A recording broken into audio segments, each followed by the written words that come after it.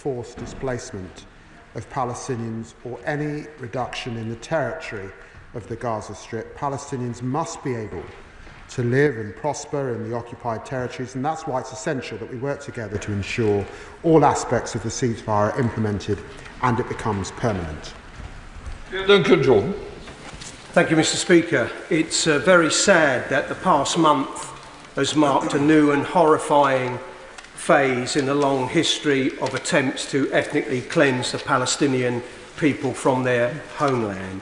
President Trump's recent comments calling for Palestinians to be expelled from their homes in Gaza in order for the US to take over the land, along with his failure to rule out Israeli annexation of the West Bank, constitute the most explicit denial of the Palestinian people's rights to self-determination by any US administration to date. Will the Secretary of State therefore condemn President Trump's remarks and set out what action the UK government is taking to prevent further forced displacement of the Palestinian people? Well, Mr. Speaker, this House has watched with horror the loss of life in the Gaza Strip, particularly, and watched with horror the plight of those hostages held in bunkers under Gaza.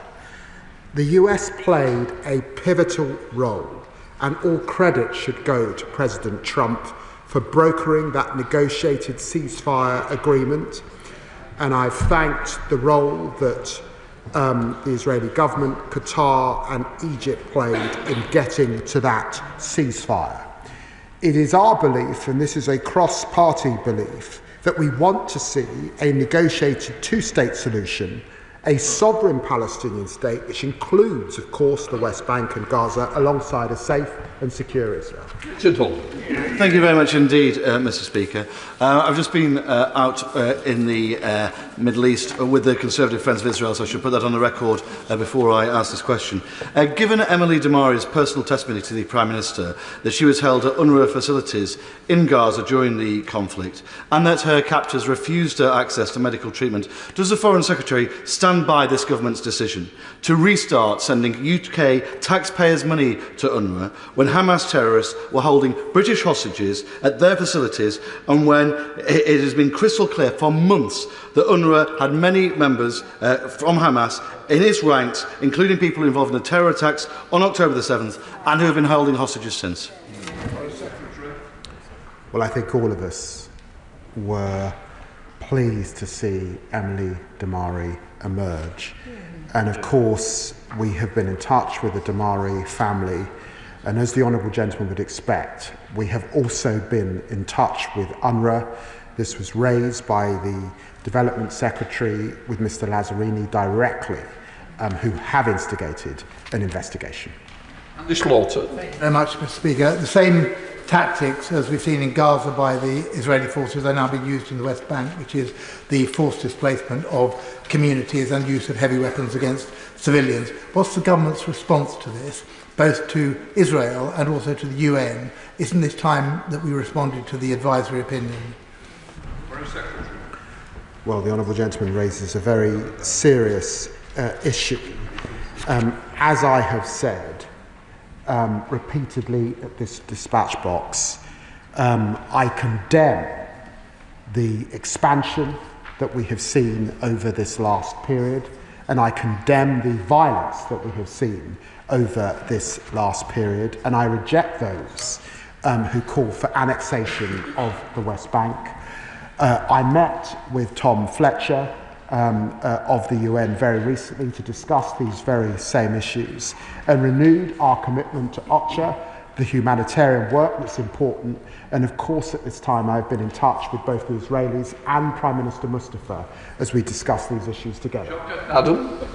Thank you, Mr. Speaker. Back in 17th of October 2023, when the first hospital was bombed in Palestine, the Al-Ahil Arab Mosque, much conversation was had that who could have committed such a heinous crime.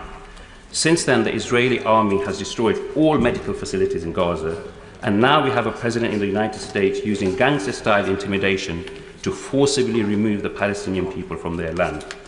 Will the minister now, who has repeated He refused to call out the Israeli government for the war crimes it's committing, refused to ban all arms sales, and refused to acknowledge a genocide is happening, and even to consider economic sanctions because £6.1 billion is a too high price to pay. Accept the reality of the situation and accept that Trump and Netanyahu plan proposes ethnic cleansing of the Palestinian people in Gaza. Can I just say to everybody, we're well under time. I just need to get a lot of the members in. Foreign Secretary. We're in the first phase of a ceasefire I want to hold and to go to phase 2. That is the issue I was discussing with Arab leaders last week at the Munich Security Conference, the Quint group that are working with President Trump to get to that third phase and the governance issues that will be so important with the Palestinian Authority involved in Gaza. Shadow Foreign Secretary, pretty. My thoughts continue to be with the hostages held in Gaza and the appalling suffering they and their families are facing. The world has seen the brutality inflicted by the Iranian-sponsored terrorist Hamas, who are a major obstacle to bringing about a sustainable and just peace in the Middle East. Now, the Foreign Secretary has previously agreed there cannot be any future whatsoever for Hamas controlling Gaza. So can he provide an update on the actions that he has undertaken to put an end to Hamas control, to ensure that we get to the third phase of the ceasefire, and to whether or not he'll be discussing this particular issue when he goes to America with the Prime Minister and meets the President of the United States? Well, I'm very grateful to the Right Honourable Lady, and I can confirm that I discussed this issue with Ron Dermer last week from the Israeli government.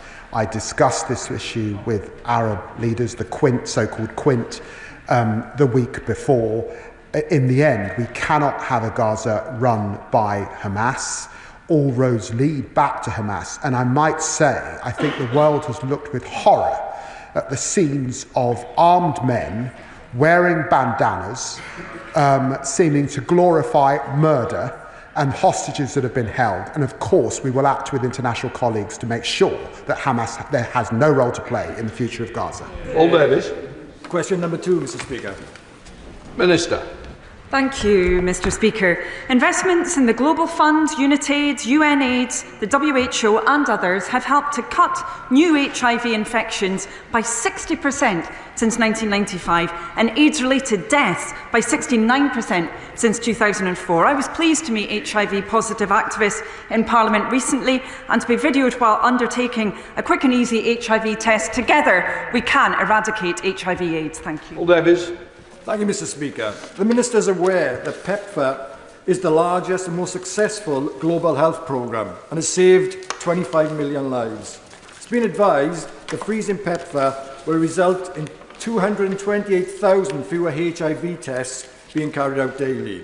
UNAIDS predicts 6.3 million AIDS-related deaths will occur if PEPFAR lacks funding for the next 5 years. Can the Minister ensure that the Foreign Office includes HIV in all international discussions, especially at the G7 in Canada this year? Thank you, Mr. Speaker. Tests and treatment are absolutely critical, and I'm pleased that the Prime Minister recently announced that together with South Africa, the UK will co-host the 8th replenishment of the Global Fund to fight AIDS, tuberculosis and malaria. The Global Fund is the leading financier of the global fight against HIV/AIDS, and we will work with Canada to draw attention to the importance of the Global Fund replenishment at the G7. Thank you. Thank you, Mr. Speaker. I wanted to ask specifically what details in terms of financing will be given to the Global Fund coming up. And more importantly, there's been a rumour just now that official development assistance is going to be cut from 0.5 to 0.2% to cut for increase in defence spending. Can the Minister confirm if this is the case? Thank you, Mr. Speaker. Well, I believe the honourable gentleman is absolutely right to raise the importance of funding for global health. Of course, this is not just important for those directly impacted, it's important for us here in our country because we know that diseases do not respect borders. I set out a few moments ago, Mr. Speaker, the fact that we are committed, the Prime Minister is committed to that Global Fund replenishment, and rightly so. Thank you. Lord Hatton. Question number 3, please, Mr. Speaker. Foreign Secretary. The overseas territories, including the British Virgin Islands, work to uphold international standards on tax transparency, illicit finance and enforce UK sanctions. the overseas territories agreed to implement corporate registers accessible to at least those with legitimate interests by June 2025. We're aware of BVI's public consultation on its register, and we're working with them to improve their proposal. Lord Hatton. Thank you, Mr. Speaker. The BVI, as was said, will soon close the consultation on their proposal to grant only limited access to a register of beneficial ownership. This proposal means that it would be virtually impossible for even a select few to trace those using the BVI as a place to secretly stash their cash. And this all comes some 5 years after the first deadline to set up a register was missed. I know that the Minister agrees that sunlight is the best disinfectant when it comes to combating illicit finance. So could the Minister outline what steps he is taking to ensure that the BVI establish a genuine and fully transparent register of beneficial ownership?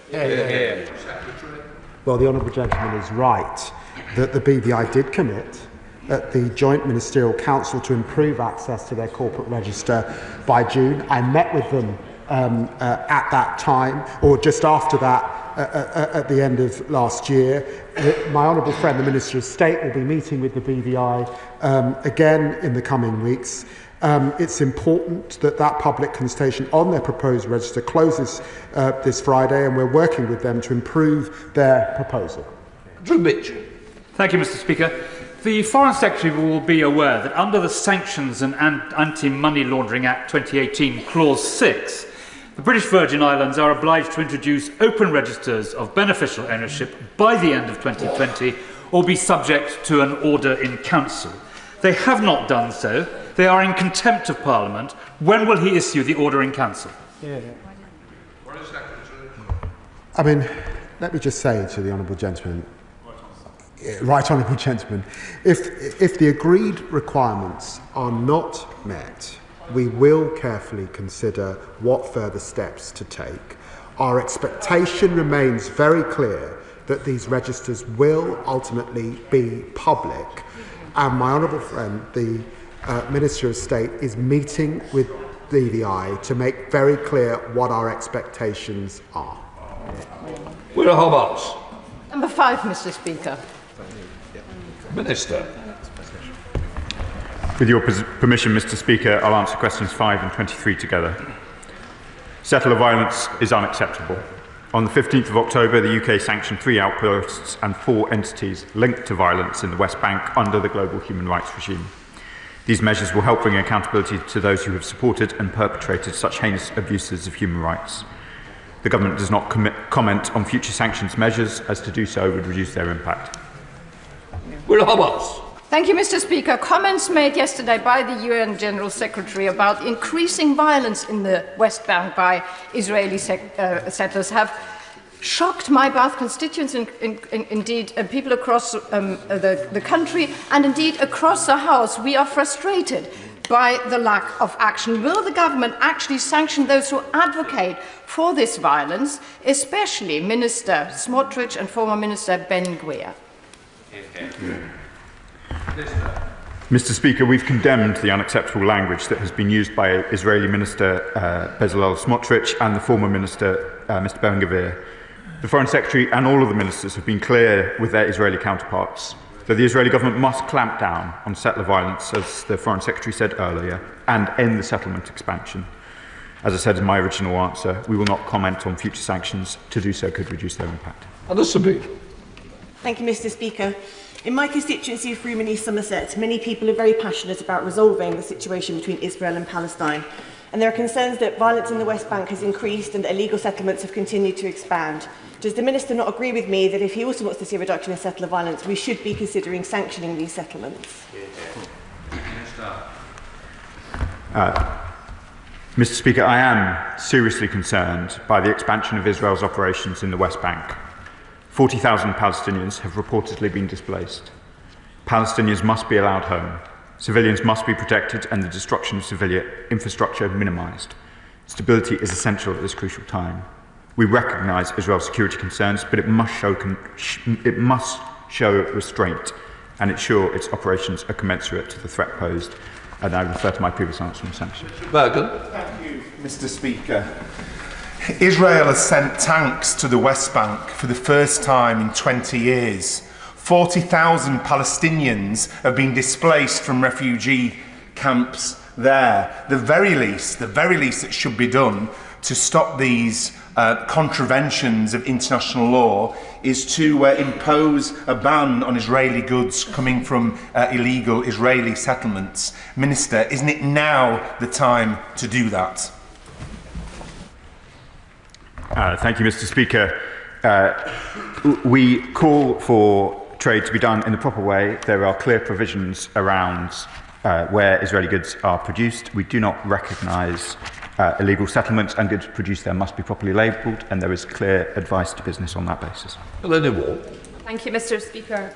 The government and its partners are doing important work to support the continuation of the fragile ceasefire in Gaza. But in the West Bank, as well as increased settler attacks, we've seen Israeli forces attack a Palestinian bookshop in East Jerusalem, UNRWA schools closed, tanks moving into refugee camps, and the forced displacement of some 40,000 Palestinians.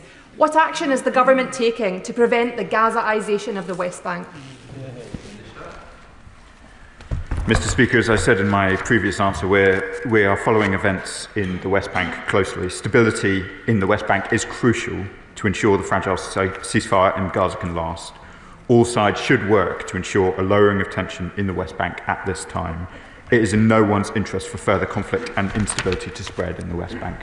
Fellow of the House, Sir Edward Lee. A week ago, I was in a Palestinian village with colleagues, including the Honourable General for Rochdale, opposite, and we went to a school which had been demolished by illegal settlers, and immediately 2 punks turned up with submachine guns, intimidating us. This is happening all over the place. We went to Hebron. Hebron is completely closed down. This is appalling. The whole House should unite against these extremist Jewish settlers and the illegal settlements, because it is not in the interest of moderate Israeli opinion. It is directly contrary to peace, and we must fight this. Mr. Speaker, the Father of the House and my neighbour can hear from this side of the House the strong support for his remarks. Paul Watt. Thank you, Mr. Speaker. As the Father of the House just referenced, I was in Israel and the West Bank last week, and there were 2 things became instantly clear. One was widespread revulsion at the Hamas sickening desecration of the bodies of Israeli hostages, but also widespread fear amongst Palestinians, particularly in the Palestinians in the rural areas that we met, who have first-hand experience of their children having stones thrown at them by settlers, their neighbours having their cars torched, and their own windscreens being smashed every night. So can the government reassure us that these extremist settlers are going to be dealt with really, really thoroughly in any foreign policy that we have? Thank you, Mr. Speaker. I join with my honourable friend in some of the horrific scenes that have come out of Israel and the occupied Palestinian territories in recent weeks, and I restate our opposition to a further expansion of extremist settler violence and indeed illegal settlements. Gagan Mahindra. Question number 6, Mr. Speaker. Minister. Well, thank you, Mr. Speaker, and with your permission, I'll answer questions 6 and 13 together. Mr. Speaker, we remain committed to concluding a deal which protects the base on Diego Garcia. Without a deal, the base cannot operate in practical terms as it should in its important role protecting the security of this country, the United States and our allies. We're currently discussing the agreement with the US and Mauritius. We won't put a deadline on its finalisation, and we'll come to the House in due course. Thank you, Mr. Speaker. The determination of the party opposite to give away vital strategic territory in the Chagos Islands, seemingly to satisfy one of the Prime Minister's loyal friends over our American allies, is baffling to my colleagues and this side of the House. Does the Foreign Secretary agree with me that it's far more important that we maintain our special relationship with the US and the new Trump administration than paying billions of pounds in the face of self-inflicted, worsening economic situation here domestically to give the Chinese government access to this vital region? Well, Mr. Speaker, there are so many things in his question I disagree with. I don't know quite where to start. But what I will say, we are not giving away the base on Diego Garcia. This secures the base on Diego Garcia. And if there was not a problem with its operation and its future, why did his government start negotiations on it? Lee Anderson. Thank you, Mr. Speaker. The Minister will be aware that the Chinese have a smart city situated in Mauritius. So what safeguards are there in this deal to prevent Chinese installations on Diego Garcia, which could compromise the safety of our Western naval security? Well, thank you, Mr. Speaker. Thank you, the honourable gentleman, for his question. We are absolutely clear that we will retain full control over Diego Garcia with robust provisions to keep adversaries out, including unrestricted access to and use of the base for the UK and the US, a buffer zone around Diego Garcia, a comprehensive mechanism to ensure no activity in the outer islands threatens base operations, and a ban on the presence of any foreign security forces. So I can absolutely assure him that the provisions are in place to defend the security of that critical base. Shadow Foreign Secretary Dame Priti Patel. Thank you. The Foreign Secretary has proudly said that his Chagos surrender plan was a good deal and told the Foreign Affairs Committee in November that it was a very good deal, and he was confident that the Mauritians are still sure about that, and that was back in November. 3 weeks ago, the Prime Minister of Mauritius told his National Assembly that since his election, he concluded the deal was so bad, we said no way, and that he had extracted more concessions from the UK on the length of the lease, extension on sovereignty and, Mr. Speaker, the costs. So can the Minister confirm that changes have been made since that announcement of the deal on the 3rd of October last year? And does he disagree with the account given by the Prime Minister of Mauritius? Mr. Speaker, the fundamentals of the deal remain the same and the overall quantum remains unchanged. Rebecca Smith. Thank you, Mr. Speaker. Question number 7, please. Minister. Thank you, Mr. Speaker. We condemn the Taliban's appalling treatment of women and girls in Afghanistan. The Taliban must reverse their barbaric decrees, and we keep working hard with international partners to maintain collective pressure. Rebecca Smith. Thank you, Mr. Speaker. The cruelty and inhumanity of the Taliban should appall us all, and no doubt we do all condemn the ban on medical training. The UK has provided significant levels of aid to Afghanistan to support the health of women and babies, but with the Taliban now undermining women's health as well as their rights, what will happen to these aid programmes and funds, and what actions can be taken by us to put pressure on the Taliban to reverse their decision? Thank you, Mr. Speaker, and she's absolutely right that the Taliban have been undermining so much of women's lives and that of girls as well in Afghanistan. We are determined to support girls in Afghanistan. That includes when it comes to education. I've directly discussed this with the Aga Khan Foundation to ensure that that support is getting directly to girls, but we also need to push hard politically as well. And I was very pleased, Mr. Speaker, to be able to announce that the UK is politically supporting the initiative to refer Afghanistan to the International Court of Justice for violations of CEDAW. Thank you. Shadow Minister Wendy Moore. Thank you, Mr. Speaker. The treatment of women and girls by the Taliban is disgusting, and pressure must be exerted in response. The Minister will know there are concerns about the future protections of rights for women and girls and other minorities in Syria too, given the ideology of HGS.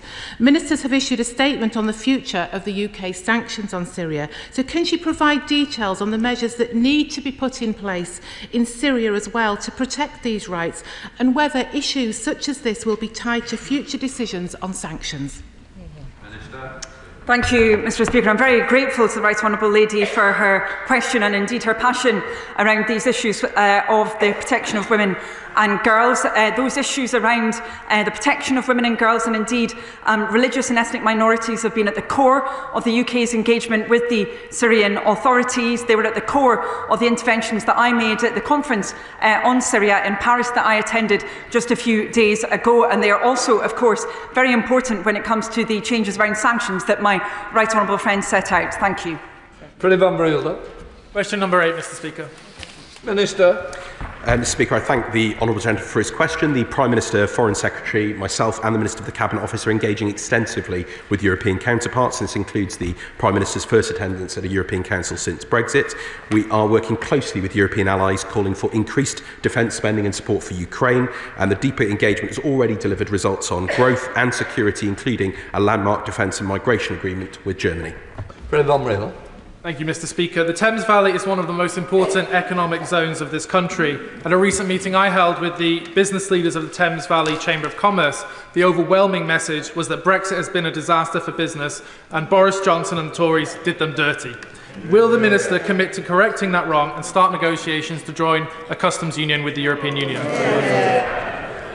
Well, Mr. Speaker, we've been very clear that we do not seek to rejoin the customs union, but I will be clear that our cooperation is already delivering results, particularly in relation to growth and business. We recently secured a £250 million Czech investment in Rolls-Royce small modular nuclear reactors, a further £600 million investment by Polish firm Firstpost into their UK operations, and we've also signed deals on migration, as I said, with Serbia, Kosovo, Slovenia and Slovakia. Fred Thomas. Thank you, Mr. Speaker. Ceasefire talks between Russia and Ukraine are underway, whatever your opinion of them is. But the eager eye of Putin may now look to other former Soviet countries like the Baltic states. I was in Estonia a couple of weeks ago. The distance between the Russian border and the Russian-held Kaliningrad territory is just 300 miles. For context, that's roughly what I travel every week to Plymouth from here. So what steps is the government taking to deter the Russians from looking at that possible future military action there? Well, as I said, Mr. Speaker, security is absolutely at the heart of our engagement with European counterparts, and the UK's commitment to the Baltic states' security is ironclad. We're helping to uphold the region's security through our NATO forward land forces deployment in Estonia. The Prime Minister met Jeff leaders in Tallinn in December to discuss closer cooperation in response not only to conventional threats and Russian aggression, but also hybrid threats, and of course our work together on Ukraine. And I've visited that border myself. I've met our enhanced forward presence troops there. They're doing an absolutely excellent job, and it is crucial that we stand with our Baltic neighbours and all of Europe in our collective security. Wendy Morton, Shadow Minister. Mr. Speaker, the UK can be proud of the leadership shown in supporting Ukraine and rallying our international partners around this cause. I'd like to ask the Minister if he can tell us what work he's leading with European allies on unfreezing sanctioned assets to equip Ukraine, and what his timeframe is for releasing critical sanctioned funds to strengthen Europe's defence of our values, security and defence. Well, I thank the Honourable Lady for her question. She knows the important work we've already done working with European partners to secure that extraordinary revenue acceleration loan, and that will make a tangible difference to Ukraine. We continue to work with European partners on sanctions, and of course we're considering all lawful options forward. We've had important discussions in the Weimar Group and through the G7, and we'll continue to look at all options to support Ukraine with European counterparts. Liberal Democrat spokesperson Colin Miller. Mr. Speaker, it was shocking yesterday to see the United States vote with the despots of North Korea, Belarus and Russia against a UN resolution proposed by the UK and other European democracies. Liberal Democrats want to see the UK lead in Europe against Putin's war on Ukraine. So we were pleased to hear the Foreign Secretary yesterday say that he was taking forward our Liberal Democrat proposal that the £40 billion of frozen Russian assets held in European central banks should be seized and given to Ukraine. Can the Minister confirm the Foreign Secretary will push the US administration to join this initiative when he visits Washington later this week? Well, Mr. Speaker, I'm genuinely glad of the continued cross-party cooperation on Ukraine, as we saw in the Foreign Secretary's statement yesterday, and of course that includes getting important resources. I'm not quite sure it was a Liberal Democrat proposal, but I think there's a united front across this House to get Ukraine the resources that it needs. We will continue to work with European counterparts in support of Ukraine in the United Nations, across Europe, through NATO, and through all means that we can support them militarily, economically and diplomatically. Number 9, Mr. Speaker. Who wants it? Minister, well done. Mr. Speaker, apologies. I'm answering a lot of questions today. On the question of Georgia, Mr. Speaker, I have significant concerns about the Georgian authorities' violent crackdown on peaceful demonstrators and indeed journalists. It's completely unacceptable. And in response, we have suspended programme support to the Georgian government. We've restricted defence cooperation and we've limited engagement with Georgian Dream. We've imposed visa bans and sanctions on some of those responsible for the violence. And we continue to work with international partners to support a free and open civil society and media in Georgia. Whereas, Mr. Speaker, last month at the Council of Europe, I met several Georgian opposition members. They showed me graphic evidence of the brutal physical abuse meted out at the hands of the Georgian regime before, during and since the recent parliamentary elections. Bidzina Ivanishvili, the Putin-backed oligarch and de facto ruler of Georgia, continues to suppress peaceful process using an identical modus operandi that is used in Russia. Violence and intimidation are distorting the political process. The United States has imposed sanctions on Ivanishvili, but much of Ivanishvili's wealth is based in the UK or British overseas territories. Will the Minister commit to the UK joining our allies and freezing the assets of such a despicable tyrant? Well, Mr. Speaker, can I first thank him and his fellow members of the PACE delegation for the important work they're doing, including on this issue of Georgia. It's hugely important that we stand together with fellow Europeans in the Council of Europe on these matters. In coordination with the US, the United Kingdom imposed sanctions, as I said, against the Minister and Deputy Minister of Internal Affairs and 3 police chiefs responsible for violent attacks against journalists and peaceful protesters in Georgia. He will understand that while we continue to closely monitor the evolving situation in Georgia, we do not comment on potential future sanctions designations, as to do so would lessen their impact. Mr. Speaker, the European Parliament recently recognised Lammy Zurabishvili as the rightful president of Georgia. The protesters on the streets of Tbilisi day in, day out agree with that view. She's met with President of France, Emmanuel Macron, and she attended the recent inauguration of the US President. Will the Minister commit to meeting with Madame Zurabishvili next time she visits the UK?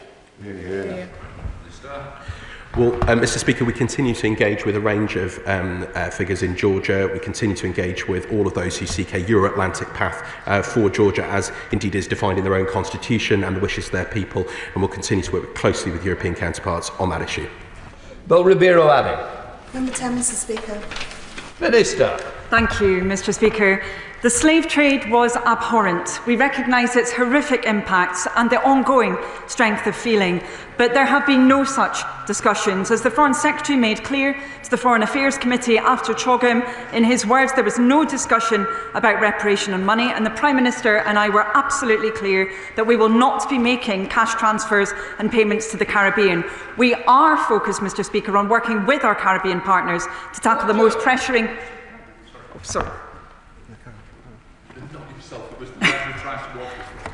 No problem, Mr. Speaker. As I was saying, we are focused on working with our Caribbean partners to tackle the most pressuring challenges of today and the future, including security, growth and climate change.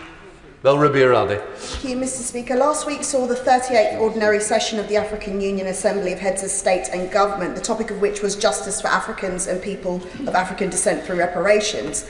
Caribbean heads of state were also present, and we know that CARICOM have long engaged in discussions on reparative justice. Whether we participate in these discussions or not, they will continue to happen. Does the Minister accept that the world and its power structures are changing, and in our turbulent post-Brexit reality, we need allies and friends, but we won't even say that we are sorry, and we'll be foolish to think that we are not deeply resented for this? Is it not better for the UK to engage in these discussions to ensure that we actually play a constructive role in addressing the enduring legacies of slavery and colonialism? Minister.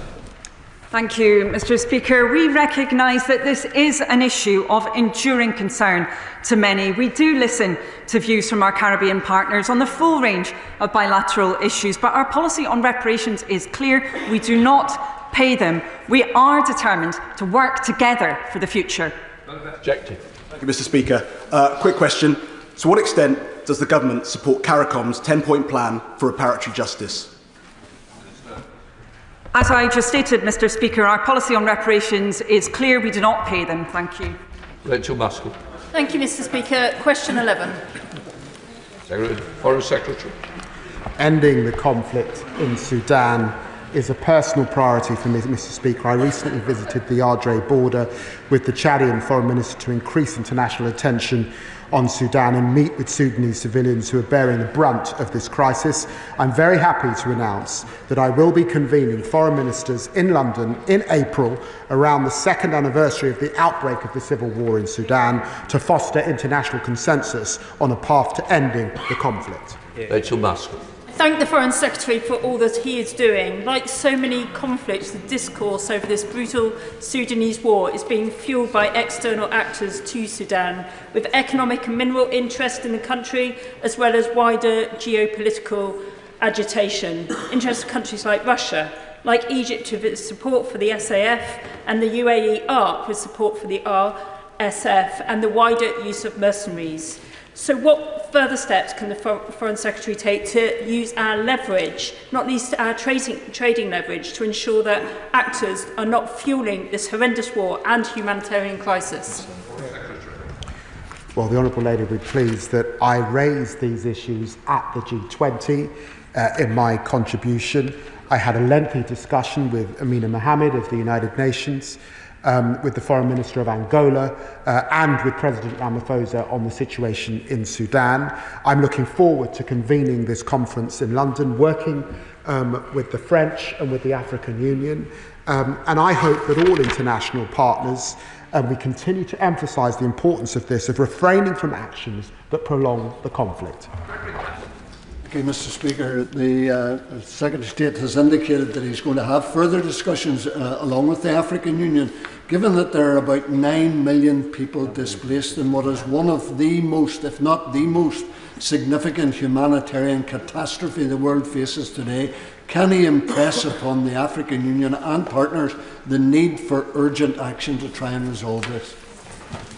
Well, the Honourable Gentleman is absolutely right, and I didn't just go to the Ardrey crossing to spend time with the overwhelming women and children who are fleeing this conflict, but it was important also to announce £20 million in additional support to refugees, and particularly access to reproductive and sexual health services on that border. It's grim, it's horrific, it's had too little attention, and I intend to do all we can to bring this to an end. Andrew Pegs. Number 12, Mr. Speaker. Minister. Thank you, Mr. Speaker. On the 28th of January, we announced a further £17 million for healthcare, food and shelter, and to support vital infrastructure across the occupied Palestinian territories. This was an investment in the ceasefire, which must hold. Thank you. Andrew Pegs. Thank you, Mr. Speaker. It is utterly heartbreaking seeing the desecration of hostages' bodies, but also seeing men, women and children return to Gaza to try and rebuild their lives amongst the rubble. So can I welcome the government's efforts on humanitarian aid in this fragile ceasefire, a ceasefire that risks becoming even more fragile with tanks rolling into the West Bank.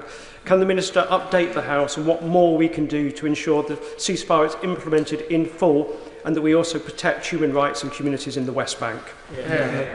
Thank you, Mr. Speaker, and I know that many across the House will share his revulsion and concern at those scenes. We are committed to working with Israel, the Palestinian Authority, the US and regional partners to build confidence in the ceasefire, support conditions for a permanent and sustainable peace, including Palestinian reconstruction as well. To support immediate needs, Mr. Speaker, £2 million of the recently announced funding has been committed to critical water and energy infrastructure projects. Thank you. John Lamont. Thank you, Mr. Speaker. I've read the House to my register of interest. I recently visited Israel as part of a delegation from this place and met politicians from across the political spectrum.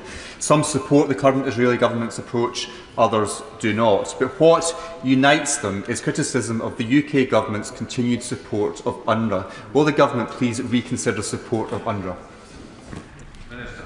Thank you, Mr. Speaker. I'm grateful to the honourable member for his question. I have also had those discussions both in Tel Aviv and elsewhere, and I do recognise that there was, of course, particularly concern around the events that led to the production of the Colonna report, really disturbing allegations of involvement of UNRWA staff. As was mentioned previously, there are also concerns around reports that Emily Damari may have been placed within an UNRWA camp. We have taken this up with UNRWA. We indeed have supported them around their reform agenda. They have delivered change, and they are the only organisation that can deliver the humanitarian support that is desperately needed right now for millions of Palestinians. Thank you. Ketos. Issue number 14. Minister. Thank you, Mr. Speaker. We remain desperately concerned about the humanitarian situation in Sudan. My right honourable friend, the Foreign Secretary, set out the measures that have been taken by the UK to seek to ameliorate that appalling disaster, which has included a doubling of aid to Sudan. I think the book, Minister, the grouped. My apologies, Mr. Speaker. I'm taking the group 14, 16 and 21. Thank you, Mr. Speaker.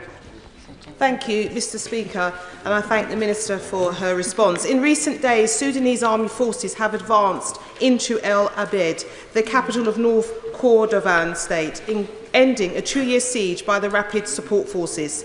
This has caused serious food shortages within North Kordofan, being deemed to be suffering conditions under the Integrated Food Security Phase classification. Please, could the Minister confirm what the government is doing to ensure aid is fast-tracked into the city? Minister. Thank you, Mr. Speaker. I'm grateful to my honourable friend for raising this because the situation she describes is intolerable. I was very grateful to international counterparts who attended a discussion on these subjects that we took part in the Munich Security Conference. She talked about the famine designation. We regret the fact that the SAF has now indicated it will not cooperate with assessment of famine, but of course we've seen both the RSF and the SAF restricting aid, using it as a weapon of war. That must end. Valera Wilson. Thank you very much, Mr. Speaker. The Genocide 8020 campaign group at Hampton School in my constituency recently met with members of the Darfur diaspora who fled the atrocities in Sudan. They would like to know what the UK government is doing to help those targeted simply for who they are. So, Mr. Speaker, with a staggering 16 million children desperately needing food, shelter, healthcare and education, could I ask the Minister for assurances that we won't see any cuts to UK aid to the region, and what assessment she has made of the impact of the Trump administration's cuts to US aid? Thank you, Mr. Speaker. She's right to raise some of the disturbing accounts of atrocities that we have heard, and she will be pleased to know that the UK led efforts to renew the UN Human Rights Council fact-finding mission mandate in October of last year. I was very pleased to see additional African countries coming on board with that. We have doubled our aid to Sudan, Mr. Speaker, so that commitment is not in doubt. Thank you. Afzal Khan. Thank you, Mr. Speaker. I welcome the government's pushing ceasefire in Sudan and doubling aid. Sudan's civil war, now in its 3rd year, has triggered one of the worst humanitarian crises of the decade, with 5.1 million internally displaced and 1.3 million seeking refugees since April 2023, and famine now looming. Given this, can the Minister outline what urgent steps the government is taking with their international counterparts to help de-escalate the conflict in Sudan? Thank you, Mr. Speaker. Ending the conflict in Sudan and the appalling consequences of it is a UK priority. Both the Foreign Secretary and I have visited the region, including Chad and South Sudan. We have increased aid. We have been determined to increase international attention. That includes the April conference that the Foreign Secretary referred to, but also the fact that I convened development ministers from a number of countries a few days ago with the Emergency Relief Coordinator to try and pile on the pressure. Seamus Logan. Mr. Speaker, the last time the Minister was in front of the House talking about Sudan, she told us that it was important to have trust in the international system. Given that the RSF, accused of ethnic cleansing and genocide, and so far acting with complete impunity, have just pledged to form a rival government, what is the UK government doing to garner this trust in the international system and to hold them to account?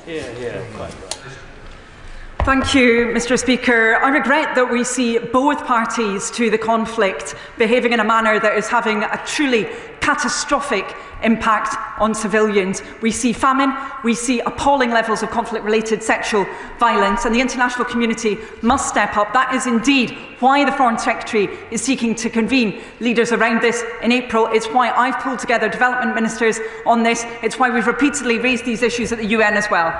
Well done. Question 15, Mr. Speaker. Minister. Thank you very much, Mr. Speaker. The UK government is committed to human rights in Sri Lanka and is leading international efforts to promote accountability in human rights, including at the UN Human Rights Council. And at a visit last month to Sri Lanka, I raised these issues with ministers of the new government in Colombo. Paul Clover. Thank you, Mr. Speaker. It is over 15 years since the end of the bloody civil war in Sri Lanka. Those responsible for the many war crimes committed during that conflict, including targeting of civilians and sexual violence, have still not been held accountable.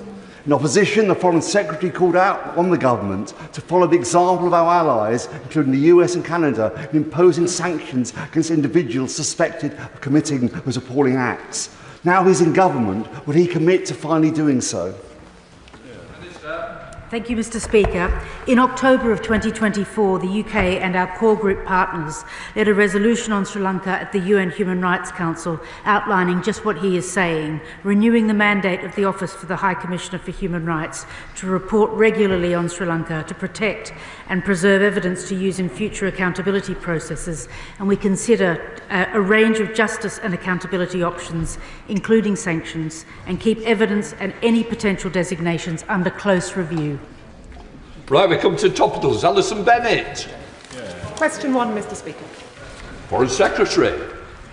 As I set out in the House yesterday, securing a lasting peace that safeguards Ukraine's sovereignty for the long term is essential. To achieve this, Europe and the United States must provide the support Ukraine needs to stay strong. Ukraine must be at the heart of any talks. The UK is playing a leading role on assistance to Ukraine, on pressure on Russia, and on keeping our allies united. Alison Bennett. Thank you, Mr. Speaker. Will the government bring forward emergency legislation to seize frozen Russian assets and ensure they are repurposed to support Ukraine in the wake of Trump's talks with Putin? And if not, could the Foreign Secretary explain why not? The Honourable Lady raises an important issue. It's not an issue on which any government can act alone. We must act with European allies.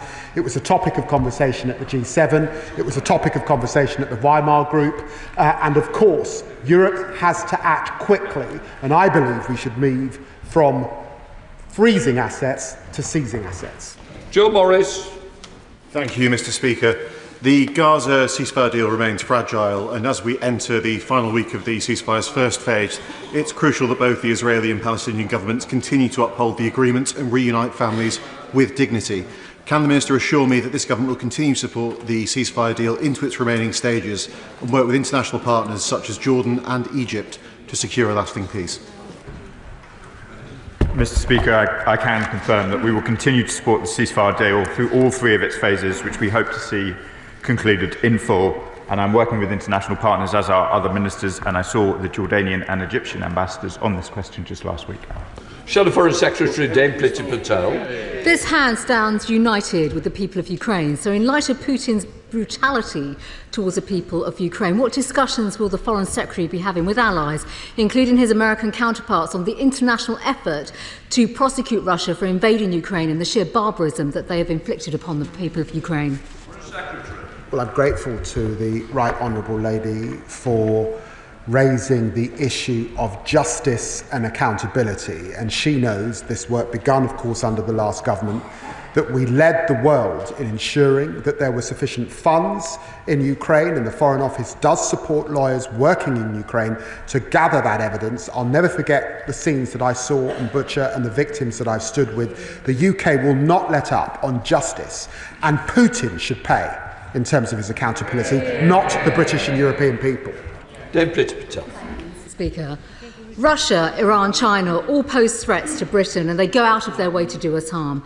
So can the Foreign Secretary explain why the government has yet to implement the Foreign Influence Registration Scheme, which the last government legislated for, and can he confirm when it will come in and whether or not China will be on the enhanced tier? Well, she raises again an important issue. We inherited a process that wasn't quite working, and she knows these issues, and we will come forward shortly with our plans under the Foreign Influence Registration Scheme. Debbie Abrahams. Thank you, Mr. Speaker. The ICJ delivered their advisory opinion last July and made it absolutely crystal clear that the illegal settlements at that time were just that, unlawful. And yet we have seen threats to displace Gazans, we've seen tanks in the West Bank. When will the government deliver their response to the advisory opinion, and will it be before the conference in Switzerland in a few weeks' time? Minister. Mr. Speaker, I'm grateful to my honourable friend for the question and her long commitment to these issues. As I made clear during the Westminster Hall debate on the 12th of February, UK respects the independence of the ICJ. We're considering the Court's advisory opinion with the rigour and the seriousness it deserves. We remain clear Israel should bring an end to its presence in the occupied Palestinian territories as rapidly as possible. whilst making every effort to create the conditions for negotiations towards a two-state solution.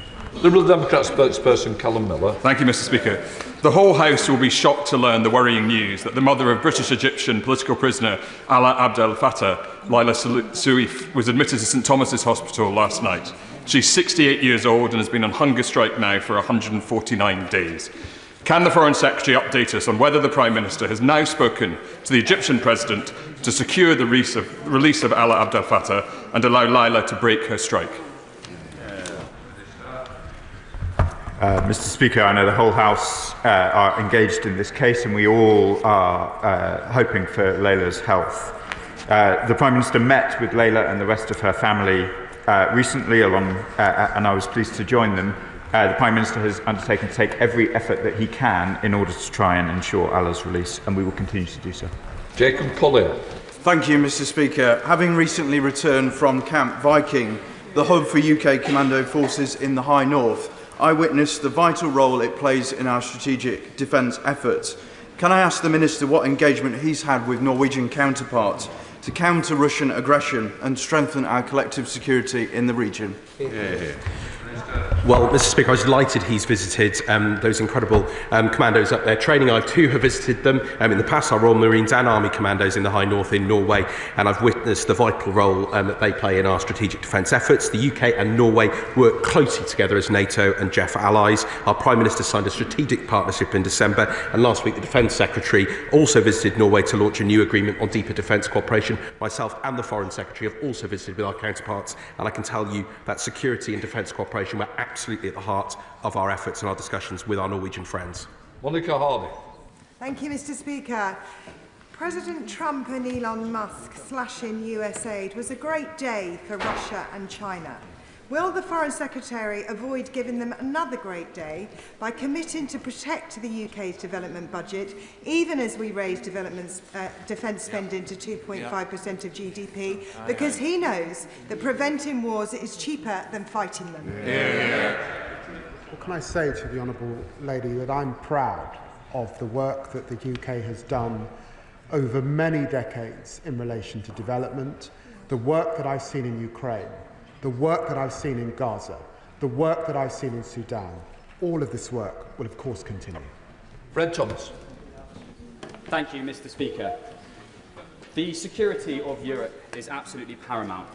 Can the Secretary of State tell us what new steps he's taking to deter Russia from further invading European borders, given that we are now in a new situation with negotiations undergoing? Well, I'm very grateful to the honourable gentleman. I was very pleased yesterday to announce one of the biggest sanction packages that this country has ever seen, to bear down further on Russia's shadow fleet.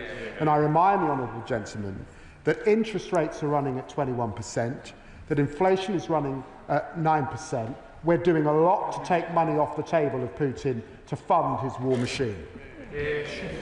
Robin Swan. Thank you very much, Mr. Speaker. In January, the Foreign Office Minister said they would challenge the Northern Ireland Executive to be more robust in its reporting of international affairs and meetings. At the start of this month, the First and Deputy First Minister met again with the Chinese Consul, but still no details of that meeting has been reported or shared, nor previous meetings. Has that challenge been made, and what was the response? We regularly engage with Northern Ireland on all matters of foreign policy, and specifically in relation to the matter of Chinese consular issue. It's not really for ministers to discuss at the dispatch box. Joe Powell. Mr. Speaker, can I warmly welcome the massive sanctions package announced yesterday by the government. But does the Foreign Secretary agree with me that China should be taking a significantly more proactive role in preventing its companies from supplying Russia's military? Mr. Speaker. Mr. Speaker, can I thank my honourable friend for his praise and support for the action we took as the Foreign Secretary said. This is one of the largest package that we've done since the start of Russia's illegal and barbarous invasion. We are absolutely clear on the principle alongside our G7 allies that Russia must pay for the damage it is causing to Ukraine, and we of course look at third country routes in which support is being given to Russia's illegal actions in Ukraine, and we're taking a number of steps on that in that regard, including with companies in China. That was part of the package yesterday. Dr. Pinkerton. Last week, the honourable member for Lincoln, the Minister for North Africa and the Middle East, left open the possibility that the FCDO might revisit the issue of explicit carbon monoxide warnings on FCDO travel advisory pages. A change that we contend that would have a cascading effect in the UK travel industry, would drive up the use of carbon monoxide alarms, would save lives of British travellers overseas. Can I encourage the front bench team, please, to pick up this issue in the name of my constituent Hudson Foley, to ensure that the lives of British travellers overseas are kept safe? Thank you. Mr. Speaker, I can confirm I will be adding information to our dedicated page for independent travellers to highlight the risks of carbon monoxide poisoning globally, and I'll be writing to Cathy Foley, who I was very moved to meet, along with the member. Sonia Kumar. Thank you, Mr. Speaker. Gaza's healthcare system has been devastated, and many civilians are in desperate need for treatment and specialist care which is not available in Gaza itself. Will the Minister ensure the government continues to raise with Israel the importance of allowing safe passage out of Gaza for those children in need of urgent medical treatment, and will it consider additional evacuation routes for critically unwell children? I'm very grateful to my honourable friend for that important question. We've been working closely with Egypt, which of course has sought to support many of those requiring medical assistance. We continue to look very carefully at this issue, including across government. But of course, Gazans really need that healthcare support in Gaza, and we have been supporting that as the UK government. James Cleverly. Thank you, Mr. Speaker. As I'm sure the Treasury bench will know, soft power and diplomacy are most effective when they're backed up by hard power. So when will the government commit to spending 3% of GDP on defence to make sure we have a real voice at the international table?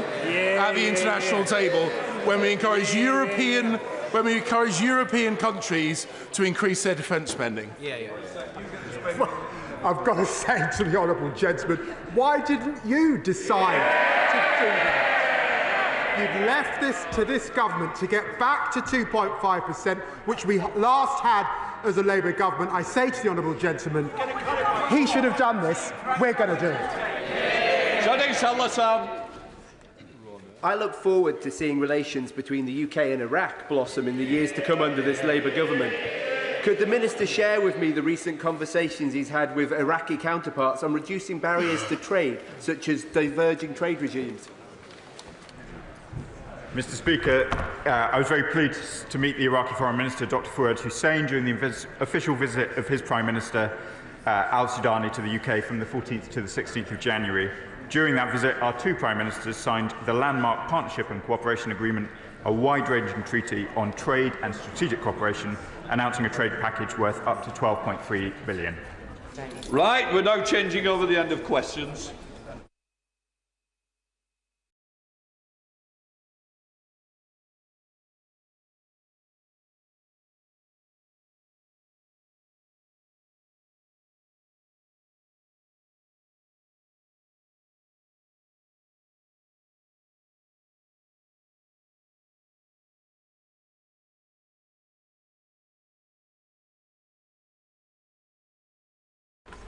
Before we start, the Government's own Ministerial Code says that a text of statement should be provided in advance to the Opposition and to the Speaker.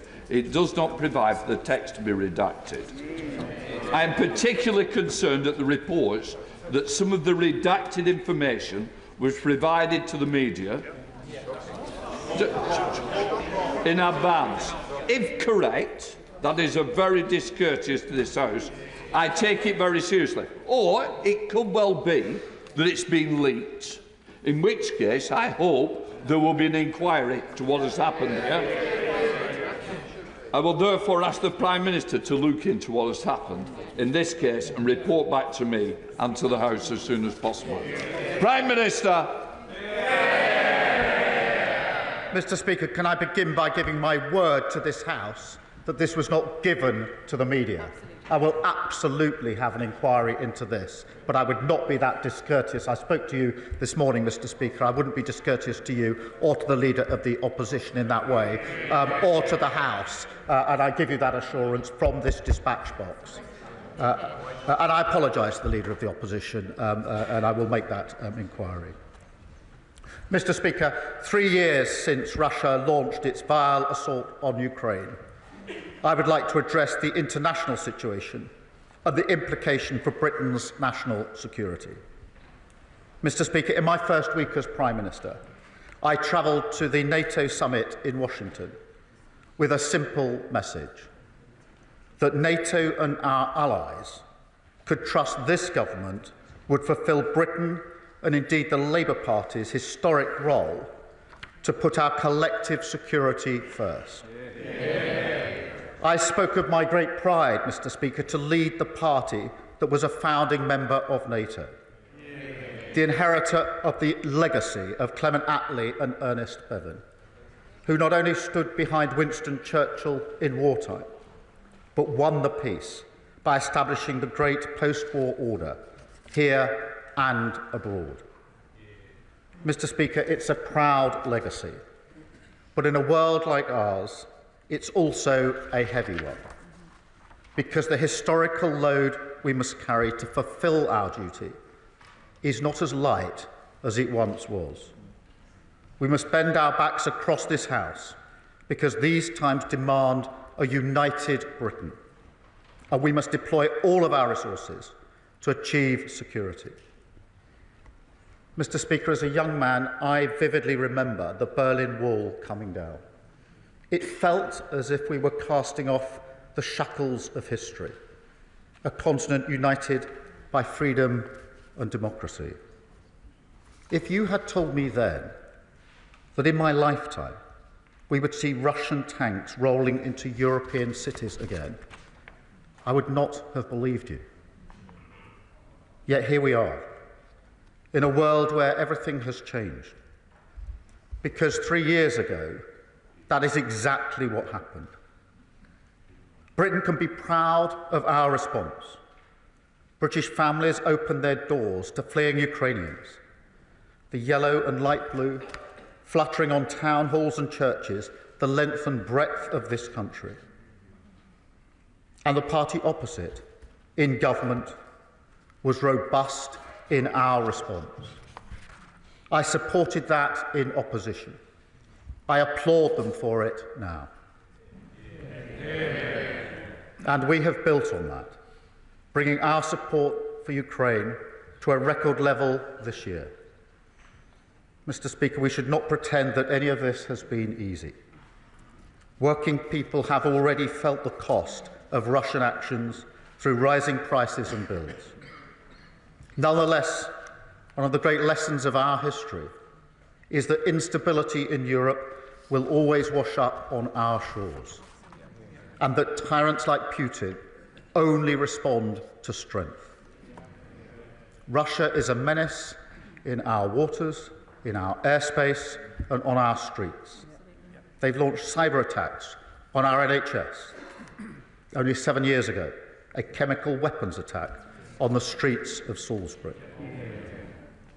We must stand by Ukraine, because if we do not achieve a lasting peace, then the economic instability, the threats to our security, they will only grow. And so, as the nature of that conflict changes, as it has in recent weeks, it brings our response into sharper focus. A new era that we must meet, as we have so often in the past, together and with strength. Mr. Speaker, the fundamentals of British strategy are unchanged. I know that the current moment is volatile, but there is still no good reason why they cannot endure. So let me spell out to the House exactly how we will renew them for these times. First, NATO is the bedrock of our security and will remain so. Yeah. It has brought peace for 75 years. It is as important today as the day on which it was founded. Putin thought he would weaken NATO. He's achieved the exact opposite. Yeah. And it remains the organisation that receives the vast bulk of our defence effort in every domain, and that must continue. Second, we must reject any false choice between our allies, between one side of the Atlantic or the other. That is against our history, country, and party, because it's against our fundamental national interest. The US is our most important bilateral alliance. It straddles everything from nuclear technology to NATO, to Five Eyes, AUKUS and beyond. It survived countless external challenges in the past. We fought wars together with the closest partners in trade, growth and security. So this week, when I meet President Trump, I will be clear.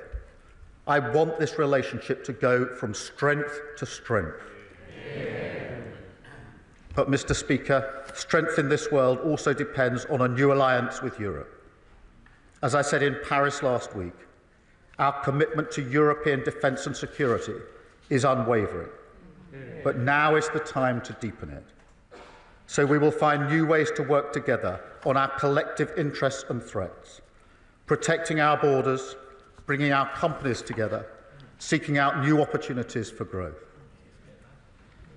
Third, Mr. Speaker, we seek peace, not conflict. And we believe in the power of diplomacy to deliver that end. That, of course, is most pressing in Ukraine. Nobody in this House or this country wants the bloodshed to continue. Nobody. And, Mr. Speaker, I've seen the devastation in Ukraine firsthand. What you see in places like Bucha, that never leaves you. But for peace to endure in Ukraine and beyond, we need deterrence. I know that this House will endorse the principle of winning peace through strength. Yeah. So we will continue to stand behind the people of Ukraine. We must ensure they negotiate their future, and we'll continue to put them in the strongest position for a lasting peace. Fourth, Mr. Speaker, we must change our national security posture, because a generational challenge requires a generational response. That will demand some extremely difficult and painful choices. And through those choices, as hard as they are, we must also seek unity, a whole society effort that will reach into the lives, the industries, and the homes of the British people. I started this statement by recalling the era of Attlee and Bevin. And of course, this year we will mark many anniversaries of that greatest generation. We must find courage in our history, courage in who we are as a nation, because courage is what our own era now demands of us. So starting today, I can announce this government will begin the biggest sustained increase in defence spending since the end of the Cold War. Yeah. We will deliver our commitment to spend 2.5% of GDP on defence, but we will bring it forward so that we reach that level in 2027. And we will maintain that for the rest of this Parliament. And let me spell that out, Mr. Speaker. That means spending £13.4 billion more on defence every year from 2027. But, Mr. Speaker, we also face enemies that are sophisticated in cyber attacks, sabotage, even assassination. And so our intelligence and security services are an increasingly vital part of protecting both us and our allies. So on top of the funding of 2.5% that I've just announced, going forward we will recognise the incredible contribution of our intelligence and security services to the defence of the nation, which means taken together, we will be spending 2.6% on our defence from 2027. But, Mr. Speaker, we must go further still. I've long argued that in the face of ongoing generational challenges, all European allies must step up and do more for our own defence. So, subject to economic and fiscal conditions and aligned with our strategic and operational needs, we will also set a clear ambition for defence spending to rise to 3% of GDP in the next Parliament.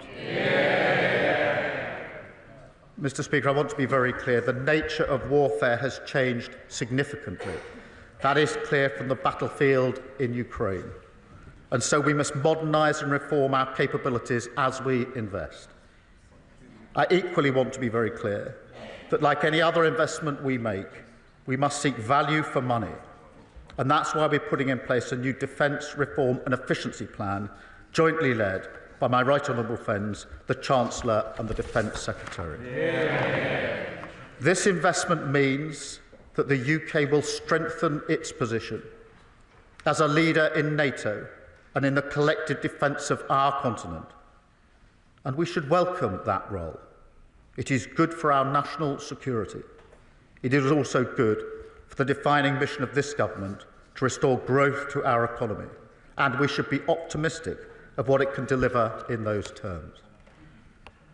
But, Mr. Speaker, in the short term, it can only be funded through hard choices. And in this case, that means we will cut our spending on development assistance, moving from 0.5% of GNI today to 0.3% in 2027, fully funding our increased investment in defence. I want to be clear to the House. That is not an announcement I am happy to make. I'm proud of our pioneering record on overseas development, and we will continue to play a key humanitarian role in Sudan, in Ukraine and in Gaza, tackling climate change, supporting multinational efforts on global health and challenges like vaccination. In recent years, the development budget was redirected towards asylum backlogs, paying for hotels. So as we're clearing that backlog at a record pace, there are efficiencies that will reduce the need to cut spending on our overseas programmes. But nonetheless, it remains a cut, and I will not pretend otherwise. We will do everything we can to return to a world where that is not the case and rebuild a capability on development. But at times like this, the defence and security of the British people must always come first. That is the #1 priority of this government. But, Mr. Speaker, it's not just about spending. Our whole approach to national security must now change. We will have to ask British industry, British universities, British businesses and the British people to play a bigger part. Use this to renew the social contract of our nation, the rights and responsibilities that we owe one another. The first test of our defence policy is, of course, whether it keeps our country safe. But the second should be whether it improves the conditions of the British people. Does it help provide the economic security that working people need? Because ultimately, as Attlee and Bevan knew, that is fundamental to national security as well. We will use this investment as an opportunity. We will translate defence spending into British growth, British jobs, British skills, British innovation. We will use the full powers of the Procurement Act to rebuild our industrial base. And, Mr. Speaker, as the Strategic Defence Review is well underway, and across government we're conducting a number of other reviews relevant to national security, it's obvious that these reviews must pull together. So before the NATO summit in June, we will publish a single national security strategy, and we will bring it to this House because, Mr. Speaker, as I said earlier, that is how we must meet the threats of our age, together and with strength. A new approach to defence, a revival of our industrial base, a deepening of our alliances. the instruments of our national power brought together, creating opportunity, assuring our allies, delivering security for our country. Mr. Speaker, at moments like these in our past, Britain has stood up to be counted. It has come together and it has demonstrated strength. That is what the security of our country needs now, and it is what this government will deliver. And I commend this statement to the House. Leader of the Opposition, Kemi Badenoch. Thank you, Mr. Speaker, and I thank the Prime Minister for the partial copy of his statement. And now that I've heard the unredacted bits, I must welcome his response and his fulsome support for Ukraine. This weekend marked a grim milestone. It's now 3 years since Putin's invasion, and the Conservative Party stands resolutely with the people of Ukraine. Our hearts are with those still caught up in this conflict, as we remember the many innocent lives lost. I will always be proud of the support the last Conservative government gave in the run-up to Putin's invasion and those first crucial weeks and months of the war. We helped prevent Kiev falling, and we supported Ukraine in regaining territory initially lost to Russia. But it is also true that overall, the West has not done enough to support Ukraine. As has been the case from the outset, it remains ultimately for Ukraine as a proud and sovereign nation that has sacrificed so much to defend itself and the fundamental freedoms that we all hold dear. It is up to them to decide their future. So we want this terrible war to end, but Ukraine needs to be at the negotiating table. And like President Zelensky, we hope for a lasting, reliable peace. But the West must continue to be intensely robust in the face of Putin's aggression. The lesson of the last 20 years is clear. He only comes back for more. The first duty of every government is to protect its people. That means a strong state that stands up for our national interest. Our foreign policy should seek to support our national interest. National interest should always come first. So I'm very pleased to hear the Prime Minister announce that increase to 2.5% by 2027. All of us on this side of the House welcome that. We've all wanted to see more spending on defence. I would ask the Prime Minister, on including the intelligence budget, can he confirm that this is new money for the intelligence services? And does this mean that there will be new money in the next financial year? The Prime Minister will know that I wrote to him at the weekend with suggestions on what we could do to help with increasing defence spending, so I welcome his announcement on repurposing money from the overseas development budget. That is absolutely right. And I look forward to him taking up my other suggestion of looking at what we can do on welfare. He will know that we had a fully funded plan and we urge him to take it up. Having said that, can the Prime Minister say in confidence that 2.7%, the 2.5% by 2027 is sufficient? Because we need to look at exactly how we fund this. He must not raise taxes further, as it will destroy our economy. We need a strong economy to pay for strong defence. He cannot borrow more. We are already spending more on debt interest than defence. We all know that he must make difficult decisions on spending. He has our support to do that. In his statement, the Prime Minister also told us about his new value for money defence reform and efficiency plan. Does he agree that the first thing that must be looked at is spending billions of taxpayer money leasing back a defence base on Diego Garcia that we currently own? Why is the Prime Minister still pursuing this deal? Earlier today, I made a speech about the realism that should drive our foreign policy. As part of this, the Prime Minister must scrap his disastrous plan to surrender the Chagos Islands and have British taxpayers pay for the privilege. The key difference between those of us on this side of the House and the Labour Party is that we know we need a strong economy for defence. We need a serious plan to get the British economy growing again. We do not have that with the latest budget from the Chancellor. So can the Prime Minister tell us if there is going to be a fiscal event this spring even though his government is committed to only one fiscal event a year. In summary, Mr. Speaker, the Prime Minister made 4 points. I agree with him that NATO is a bedrock of our security, as I said this morning, and I agree that the US is our most important bilateral relationship, but friends tell each other when they disagree. We agree on this issue. We know that Ukraine must be supported, and I shared the concerns the Prime Minister had about statements that had been made about President Zelensky. I agree with the Prime Minister on protecting security in Europe. I welcome his continuing to strengthen alliances. But we must do that through NATO, building on the Joint Expeditionary Force approach. And we, of course, agree that we need peace with Ukraine, agreed. I don't necessarily agree with his change in the national security posture because we have different views on this.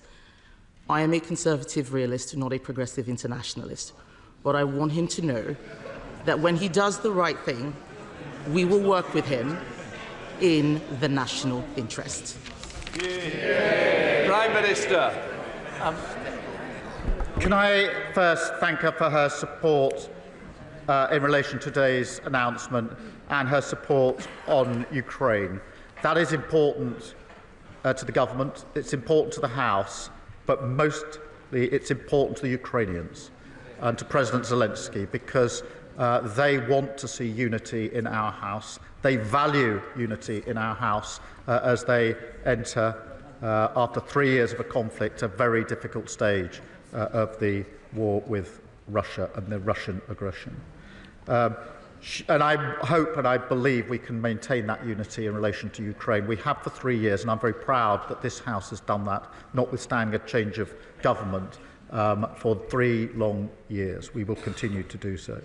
She asked about the money on defence and security and intelligence. There was new money at the budget in relation to that, but what I'm doing here is in addition to the 2.5%, which is the increase in defence spend as it's always been understood, is to recognise that the nature of the threats to our country are different now and that the security and intelligence services play a key part for us and for our allies in our defence, and that takes the total to 2.6.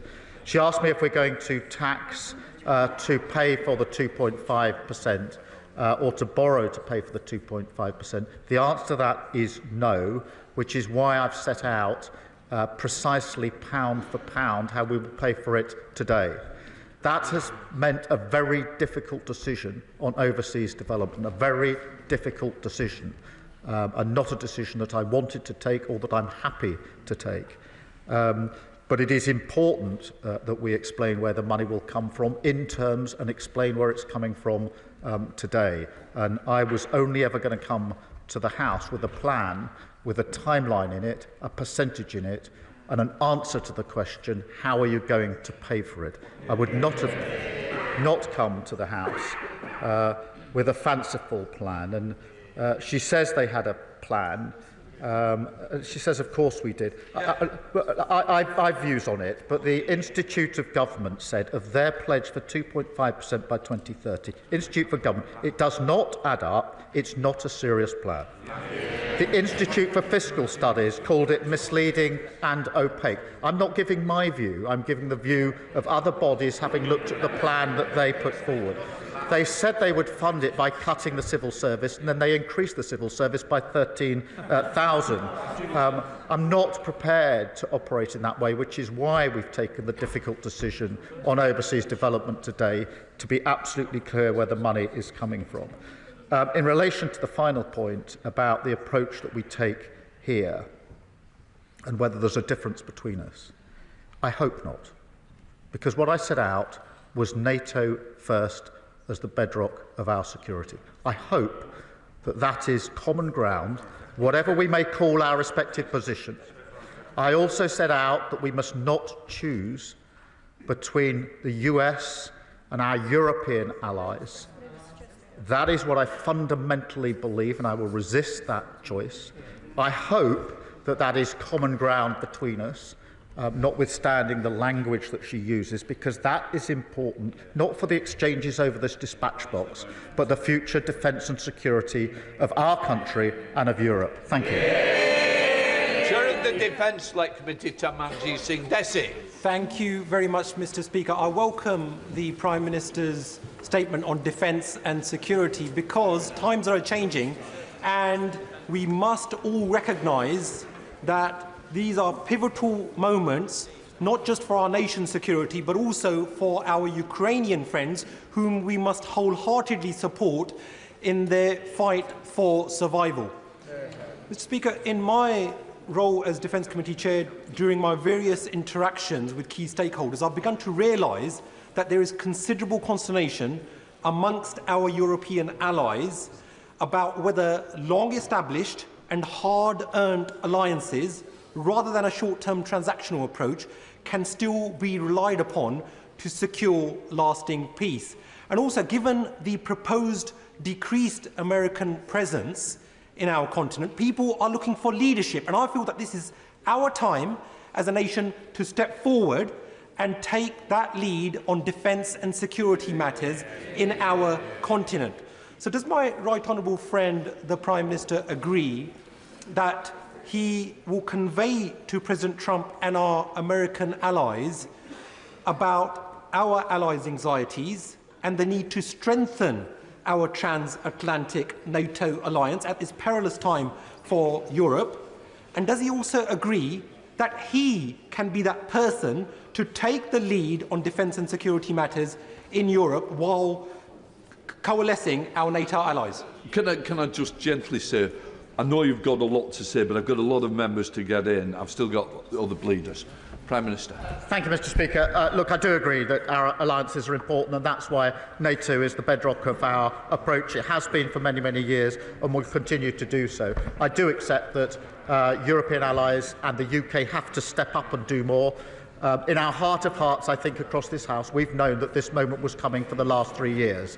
And now we've put that plan before the House. And of course, I will do everything I can to strengthen the alliance and the relationship between the US and the UK. It is a special relationship. It is a strong relationship. I want it to go from strength to strength. Thank you. Leader of the Liberal Democrats, Red Davey.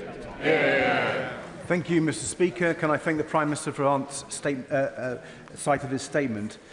3 years ago, Putin began his brutal, full-scale invasion of Ukraine.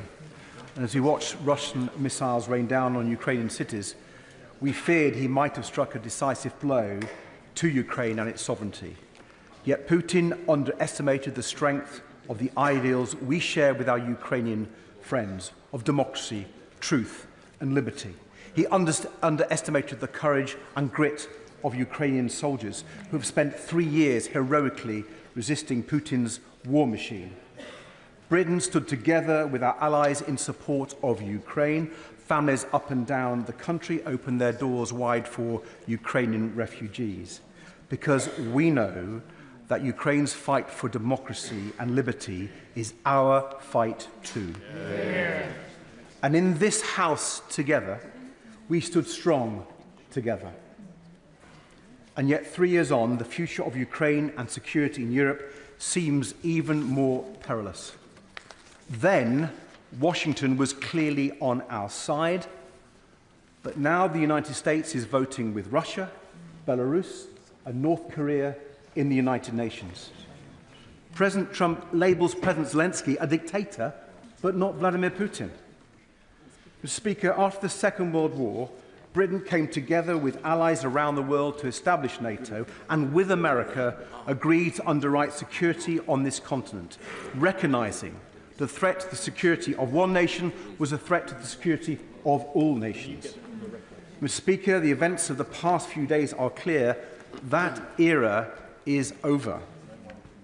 We may be watching before our very eyes the betrayal of our Ukrainian allies by America, and with it the potential betrayal of Europe and of Britain too. We must respond. Now it is up to the United Kingdom to lead in Europe. As a nation, we must seize this moment. Mr. Speaker, it is for our national interest that Liberal Democrats have supported the Prime Minister's proposals on Ukraine, including British troops joining a reassurance mission in Ukraine if a just settlement is reached. And that is why we strongly support the Prime Minister raising defence spending to 2.5%, preferably using seized Russian assets to pay for extra defence support for Ukraine. We will scrutinise all aspects of the government spending plans carefully, but I hope that moving at pace to 2.5% will mean ministers will shortly announce the reversal of the Conservatives' short-sighted cut of 10,000 troops from our armed forces. But, Mr. Speaker, the Prime Minister is right. We must go further. So will the Prime Minister initiate talks between all parties in this House to establish that vital consensus needed to take us to spending 3% of GDP on defence as soon as possible? The Prime Minister will know that for months, we Liberal Democrats have urged the government to seize the frozen Russian assets, which amount to over £20 billion, and repurpose those funds for Ukraine's defence.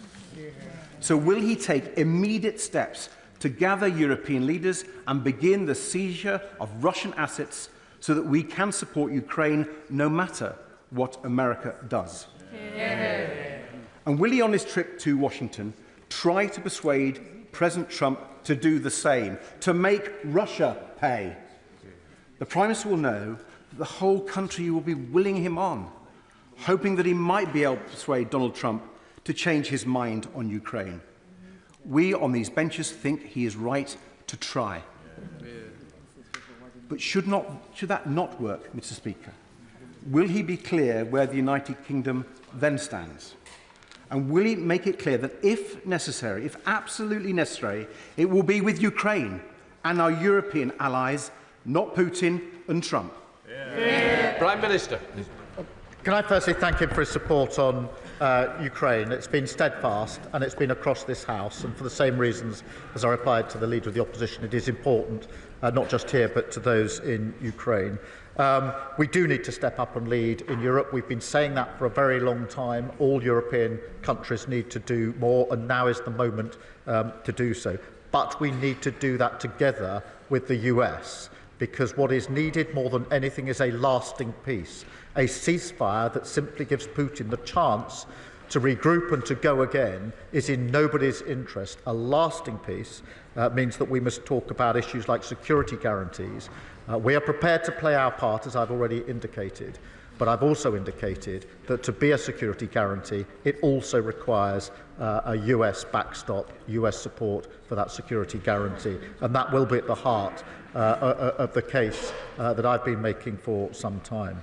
On the question of assets, as he knows, of the assets that have been seized already, the interest on those, £3 billion, has already been committed to Ukraine, and we are working with our European allies to see what more can be done in relation to the funding that's going to be necessary. Stepping up means stepping up on capability, coordination, and stepping up on funding, which is what we've done today with this statement.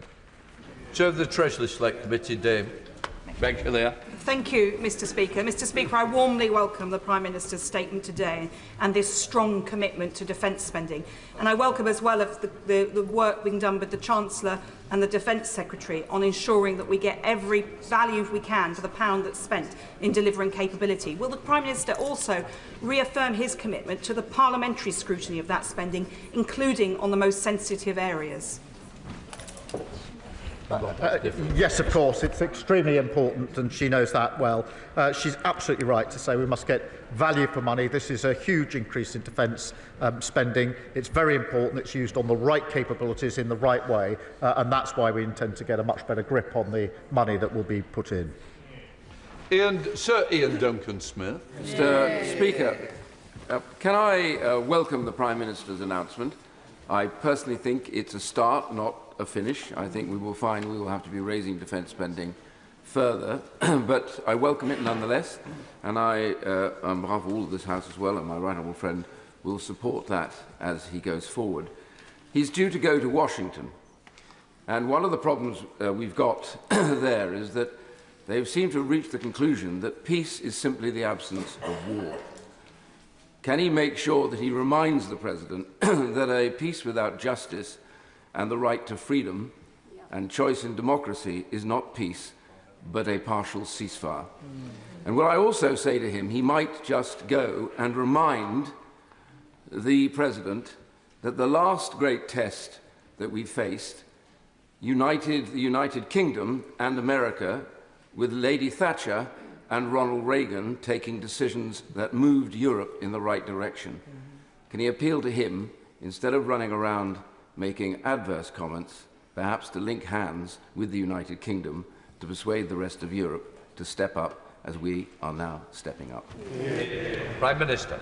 Can I firstly thank him for his support and the point he makes about a lasting peace and what it must be is really important, because this isn't about just stopping the fighting.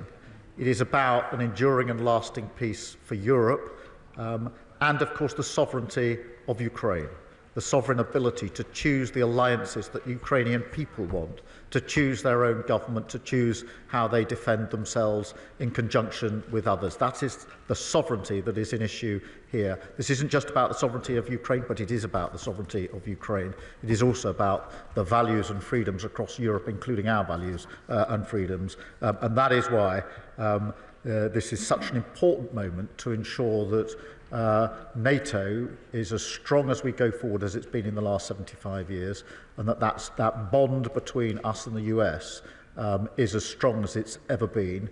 And of course that has to be part of the case, the argument, and the way in which we have stepped up today and will continue to do so. Derek Twigg. Thank you, Mr. Speaker. Can I warmly welcome the Prime Minister's statement, and particularly his commitment to accelerate the increase in defence spending, although I do fear that we may have to visit the 3% target before the next Parliament. But can I just ask him this question? It's very important that we have a whole society approach to defence, and I ask him whether he'll be bringing forward a strategy to make that happen, and particularly around the great need to improve our reservist forces. Prime Minister. Well, Mr. Speaker, it does have to be a whole society response, and that's why I set that out. I'm grateful to him for raising it in my statement to the House. And of course it has to be a driver of industrial growth and our industrial strategy. Stephen Flynn. Thank you, Mr. Speaker. Aside from a few of Putin's poodles who are not in their seats in this chamber here today, we are of course united in our support for the people of Ukraine, and indeed in wishing the Prime Minister well in his discussions with the President of the United States later this week. But I'm afraid that's where the unity ends, because whilst we support increasing defence spending, we cannot support the populist playbook of cutting foreign aid. Indeed, that's a position which was shared and agreed with by the Foreign Secretary just a matter of days ago, when he said that it would be a big strategic mistake that would allow China to step in.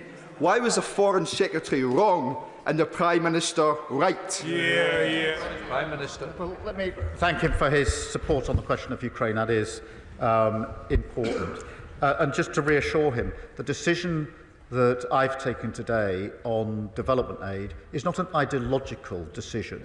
I absolutely understand the importance of it. It's a very difficult and painful decision, but a necessary decision. He talks about choice. He talks about choice. They welcome the biggest settlement since devolution in the budget, but they voted against it because they couldn't take a choice. He welcomes the increase in defence spending, but he doesn't want to say how he will fund it. Choices, grown-up choices about the future of Europe require grown-up decisions and choices, and that is what we've done. Nick Smith. Mr. Speaker, instability in Europe does wash up on our shores, and so can I accept the hard decision the Prime Minister has made today to invest in defence, and this means difficult decisions in international development. My question is, though, can we please invest more in cyber, given the disinformation and the cyber attacks that our country faces on a daily basis? Well, thank you for raising this, because cyber is part of the tools for warfare these days, which is why we increased funding at the budget and why I've adjusted the 2.5 to 2.6 in the way we've presented the case to the House today. Andrew Mitchell. Thank you, Mr. Speaker. I agree entirely with the strategic direction the Prime Minister has set out today. Defence and security must come first. But he does have choices about how he funds this important uplift. He and I voted together in the last Parliament against balancing the books on the backs of the poorest people in the world. Does he still think that vote was right? Well, I'm proud of that vote at the time. I'm proud of the work that our country has done on development, and this is not a decision that I want to make, and I absolutely want us to get back to more funding on overseas development and increasing those capabilities. Obviously, some of that is helped if we can, as we are, get the asylum backlog down and stop using this money to pay for hotels, which is not what it's intended for. But this has been a difficult decision. He knows how much I value overseas development, how important it is. But I thought and do think that the most important thing today is to be absolutely clear about the commitment we're making on defence, to spell out the reasons we're making those decisions, and to set out penny and pound exactly how it's going to be funded. What I wasn't going to do is come to this House with a plan that was not credible and not costed, because I think that would be far worse for our country. But the tenor of what he says I do accept in terms of the importance. Alex Baker. Thank you, Mr. Speaker. Can I thank the Prime Minister for his statement and for the leadership he has shown on these issues in these uncertain times. As the Member of the Parliament for the home of the British Army, this is hugely welcome news for my constituency, and my community is ready to serve. Can I ask the Prime Minister what he is going to do to help create jobs in our defence sector in my community? Prime Minister. Well, I thank her for her question, and her constituency and constituents are obviously hardwired into this in the makeup of her constituency. I do think that this is an obligation, an important obligation that we must rise to, but it is also an opportunity, Mr. Speaker, to ensure that the jobs that will be generated through this are British jobs with British skills in all of our constituencies, and we'll endeavour to make sure that that is the case. Helen Maguire. Thank you, Mr. Speaker. Today we're pleased to hear the announcement that the Government will increase their defence spending to 2.5%, but we're still waiting for the SDR review to be completed, and without this we're in the dark. So will the SDR review be announced soon, and if not, can the Prime Minister outline how this additional money will be spent? The SDR is advanced, and I will come to the House with it just as soon as we can. I want to make sure that we have properly identified the challenges and the capabilities. Now we've put the funding forward, obviously, today, so we will do that as soon as we can, and when we do it, it'll be a credible plan for the House. Zuba Hamad. Thank you, Mr. Speaker. Can I thank the Prime Minister for his tireless efforts in trying to bring security to Ukraine, because their security is our security. But I wonder if you will agree with me that this is only possible because we are one United Kingdom. That strength, that solidarity is only possible because of our four nations working together. And will they agree with me that those that attempt to fragment that union at these perilous times do us great harm? Prime Minister. Well, I do agree with that. I think that as the United Kingdom, we have always stood up in moments like this, and we stand up again as the United Kingdom, and we're proud to do so. This is an important moment at a juncture after 3 years of a conflict. The whole House will be aware of the consequences of decisions in coming weeks, or the potential consequences. I think it's a time for us to pull together. Sir Julian Lewis. President Trump says he wants his legacy to be that of a peacemaker. So in his difficult conversations with the President in a few days' time, will the Prime Minister remind him that the reason why the enforced division of Czechoslovakia before the war was a step on the road to disaster, whereas the division of Germany at the end of the war did not lead to World War III, was that the western half of Europe at the end of World War II was not demilitarized. So if there's to be a stable Ukraine after any such enforced division, there must be military protection for the unoccupied half of Ukraine. Prime Minister. he's right to talk about peace. It's what everybody wants, not least the Ukrainians. But it must be a lasting peace and not a temporary ceasefire. And I do agree that means it needs security guarantees. The configuration of that needs to be agreed, but it needs to be security guarantees sufficient to deter any further aggression, because otherwise it will be the ceasefire and will be the worst of outcomes for the whole of Europe. Calvin Bailey. Thank you, Mr. Speaker. I thank the Prime Minister for his leadership and the announcement today, committing us to 2.6% of defence spend at GDP on defence spending and 3% beyond that. This is in stark contrast to the 14 years of erosion of defence spending and of the hollowing out of our services and the service life that resulted. Does the Prime Minister agree with me that the reforms being put forward by the Defence Secretary are essential to deliver deterrence and prevent further acts of Russian brutal imperialist aggression in Europe? Prime Minister. The reforms are really important. The strategic review is very important, and the funding is very important, because this is a moment where we must step up and play our full part in the defence of our country and the defence of Europe. And I've already said what I said about the plan that the party opposite put forward at the election. I've not quoted my words. I've quoted the words of the Institute for Government, who said it was... well, I would say what I think, but I think what they said was perfectly right, which was it wasn't properly funded, it wasn't a credible plan. We've put a credible plan before the House, and I'm glad it's been welcomed. Where should we go? Let's Savile Roberts.